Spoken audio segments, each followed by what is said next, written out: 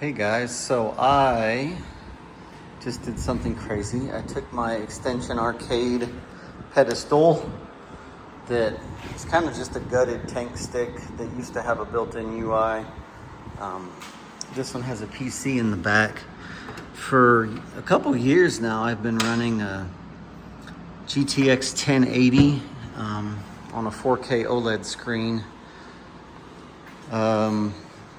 Just to have a little arcade system, but I am in the middle of installing SteamOS. I swapped out the GTX for an old Vega 64 I had, which, let's see. So one thing about these extensions, Windows and Steam, I was hoping it would fix itself on Steam, but it's not, is the stupid, every time you reboot, you have to unplug and replug the USBs. So I'm just gonna turn them off and on real quick. It's my little Band-Aid.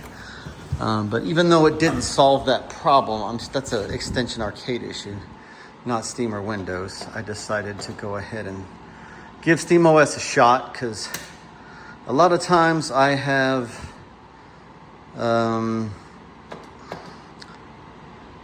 family, friends who come over and want to play with this, and navigating Windows is a lot more complex than just booting it up and Steam going. So I'm going to pause this.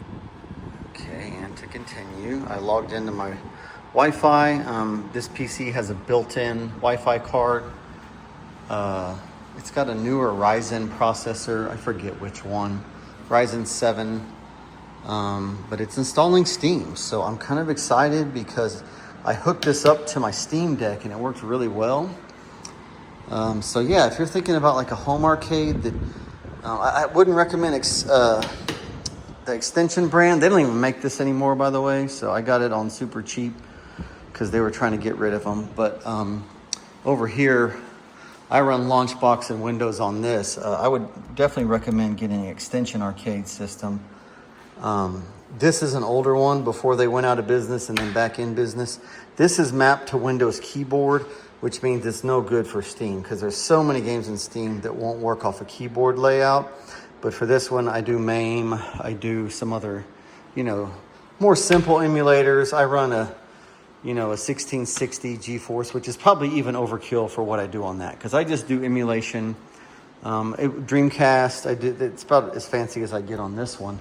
But having a big, nice Steam system for my little baby arcade I've got going here, a few arcade one-ups in my old, and it's kind of a guest room. But then I've got a tube TV with NES, Xbox, and PS2 for light gun games, right? Seems like Sendin's gonna fix that soon, but for now, you gotta keep that tube. Suncoast Arcade Pac-Man machine, and then this ugly sucker from Sam's, which is pretty good. I hook the Steam Deck to it sometimes. Anyway, back to the original project, putting SteamOS on here. Kind of a big gamble for me because I spent a lot of time setting up Windows. I used to have it where it launched in big picture mode, but that was a nightmare because it's super glitchy. Like sometimes it would try to launch big picture and then get stuck, and then getting out of big picture mode, not being able to navigate was a mess. So I had to set up Windows to where it just booted to Windows, and then we'd have to use this little wireless keyboard to go click on the Steam logo. It was just cumbersome. And my goal here now is to be able, and I'm gonna mount this, I haven't done it yet, but just be able to reach over here, push the little start button. I'll probably mount it right here. Push the start button, rock and roll, right? And then again, because of the stupid extension issues. That's why I would go with the recroommasters over anything that XArcade makes. The tank sticks apparently have the same problem. But my Band-Aid, since this is actually a real nice unit, is those little switches. So anytime I turn it on, I've got to flip those off and on. So anyway, just ran through a restart cycle. So let's see if I have SteamOS on my system. Like I said, the motherboard, the processor is pretty new. Vega 64, only because it's, a Radeon card, and SteamOS doesn't support NVIDIA from what I understand. And I'm a good friend, so I'm probably going to give my GTX 1080 to a buddy of mine. he wants to start building his own unit. So anyway, we'll give it a second. I'm gonna pause. Oh, I didn't, ooh, that's ugly. So it looks like it's booting in HDR mode, and that's trash. So yikes. I'm gonna log in real quick and I'll continue. Okay, this is pretty awful. I'm hoping I can fix this, or otherwise I have made the wrong choice. Let's find out together. I think I just need to turn off HDR mode. I heard that from a few people that HDR is not very good. Jeez, I am trying to figure this out. I'll be right back. There we go. Jeez, I disabled HDR and it looks pretty good. So, I don't know that I'll ever do that again. So it looks like you lose some HDR, which I don't know. The HDR experience in Windows isn't very good either from my experience. So anyway, I'm gonna go down to controllers, make sure my Xbox controllers are showing up. This does show up, see? So no controllers detected, so that's really weird. Oh, because it rebooted. So here we go again. Gotta love the extension arcade. Again, I wouldn't recommend like a tank stick for Windows use. Like use it for a console maybe, but I even emailed them and they have no solutions. So there they are. See, so it shows up as 2 Xbox controllers. Trackball does work as a mouse, so that's nice. So a nice system, except for the stupid unplug and replug every time. So anyway, I'm gonna keep setting things up. I'm not gonna waste y'all's time with all the details. There's tons of tutorials. I just wanted to post this up on YouTube in case you want to build a home arcade. SteamOS looks like it might be working. If I have any issues, I'm not gonna waste anyone's time with, oh, it's working great. But if I do have any problems, I'll make sure to share it with you guys. Again, I'm running a Vega 64, excuse me. Let's go back to the display real quick. The automatic resolution. So it is a 4K. I don't know if I can run a 4K at 120. I don't think I can on this TV. I don't even know if this supports it. It looks like it supports a lower res at 120. Yeah, so I think that's a limitation of my TV. Is I can run 120 hertz, but I can't at 4K. Again, these are arcade games. These aren't FPSs. We're just gonna keep it at 60 at 4K. It's a Vega 64, so I'm not gonna be maxing out settings anyway. But I do like to run native resolution. So anyway, find an old Radeon card and run some Steam on it, guys. Like, we'll see. Maybe I will do a update later on about just how games perform versus when I had the Windows with the GTX 1080. Again, those 2 cards in Windows, typically the GTX 1080 was the better card in general. The Vega 64 would outperform it in certain apps, but I feel like with Linux, with the SteamOS, I might be able to get, the Vega's kind of a beast in Linux, so I might be able to get better results. I'm not gonna have a side-by-side. I'm a busy man. I own 2 businesses.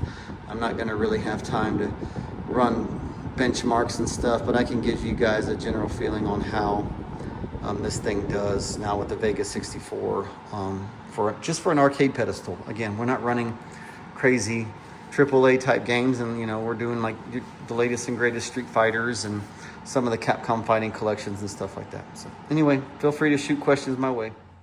Hey guys, just want to do a little add-on to the video. So the whole time I was calling the XArcade stick the extension arcade stick, so please don't be confused by that. I don't know why you wouldn't be, so I got confused. So the XArcade pedestal is the one I set up on Steam. It's the one that is similar to the tank stick. So again, I struggle to recommend the ones that XArcade makes, because you have to unplug and replug it in anytime you reboot the system. It's annoying as heck. I do recommend recroommasters extension arcade, but the one that's set up to run X input, not like mine. I mean, if you do a MAME setup, yes, the 4-player one that has a keyboard mapping is great. but they have 2-player ones. They even have some with spinners, I think, really cool ones, and they don't have that issue where if you unplug, that you have to plug back. You know, if you reboot, you have to unplug and replug. It's a pain in the butt, and you guys saw what I had to do on the XArcade system, which was put little toggles, which is ridiculous. So if you're buying, I'm just doing that because I already have it. It'd be stupid to throw that away and spend all the money for a new pedestal. The other thing is XArcade has their new one that's supposed to really be set up for VR, but you can use it on PC and SteamOS or whatever. But I reached out to customer support, and it has the same problem. So they're using the same chip. So you have to unplug, replug every time you want to use it. So every time you reboot the system. So if you're leaving your machine on all the time, and now that I have Steam installed on mine, I might just leave it on all the time. Linux is probably a little less demanding. May not be a big deal, but recroommasters is a great arcade system. So if you're starting from scratch, I would go with them, and I would avoid XArcade unless you're doing some type of console build. But if you're building your own arcade, you're doing a pedestal style, which I feel like is the easiest way to do it, I would definitely recommend one of the recroommasters extension arcade. I know I said that the whole stinking video, it's hard to watch, but I'm not going to refilm it. So XArcade is the one I set up Steam on. It's the one with the plug-in issue. Extension Arcade is the one made by recroommasters that I would recommend. You can get it where it emulates a keyboard or where each joystick shows up like a controller. So, and I think you can toggle between modes on some of the newer ones. You can't on mine, the 4-player one. So anyway, I put some notes in the description around my flubs calling the XArcade the extension arcade, but I just wanted to clarify that because I'm sure I created confusion. So sorry about that.